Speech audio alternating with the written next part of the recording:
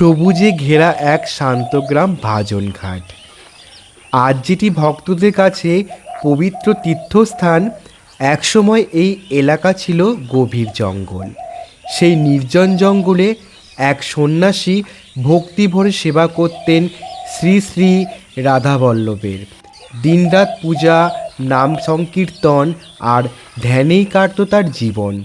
কিন্তু একদিন তিনি অনুভব করলেন সময় ফুরিয়ে এসেছে।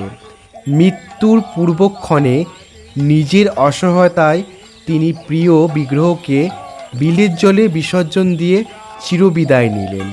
সবাই ভেবেছিল এখানেই শেষ, কিন্তু ভক্তি আর বিশ্বাসের গল্প কখনো সহজে শেষ হয় না। অলৌকিকভাবে সেই বিগ্রহ জলের উত্তর পাড় থেকে দক্ষিণ পাড়ে ভেসে উঠলেন। হরি আউল নামে এক ব্যক্তি তাকে উদ্ধার করে সেবা শুরু করলেন। কিন্তু স্বয়ং রাধাবল্লভের ইচ্ছা ছিল ভিন্ন। প্রত্যাদেশ এলো ঠাকুর কানাই বংশীয় শ্রী নন্দরাম গোস্বামীর কাছে। অবশেষে বিগ্রহ ভাজনঘাটে প্রতিষ্ঠিত হলেন। রাজা কৃষ্ণচন্দ্র এই অলৌকিক ঘটনার সাক্ষী হয়ে দেবসেবার জন্য 30 বিঘা জমি দান করেন। সেই থেকে শুরু ভাজনঘাটের নতুন অধ্যায়।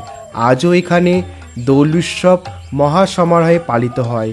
জন্মাষ্টমী, ঝুলন, প্রতিটি উৎসবে ভক্তদের ঢল নামে। দূর দূরান্ত থেকে মানুষ আসে প্রণাম জানাতে। এই গ্রামের মানুষ জাতি ধর্ম নির্বিশেষে রাধাবল্লভকে গ্রাম্য দেবতারূপে মান্য করেন। নতুন ঘর, নতুন কাজ, নতুন কোনো শুভ সূচনা প্রথমে নিবেদন করা হয় ঠাকুরের চরণে। ভাজনঘাট শুধু একটি ঐতিহাসিক স্থান নয়, এটি ভক্তির জীবন্ত ঐতিহ্য, এটি বিশ্বাসের প্রতীক।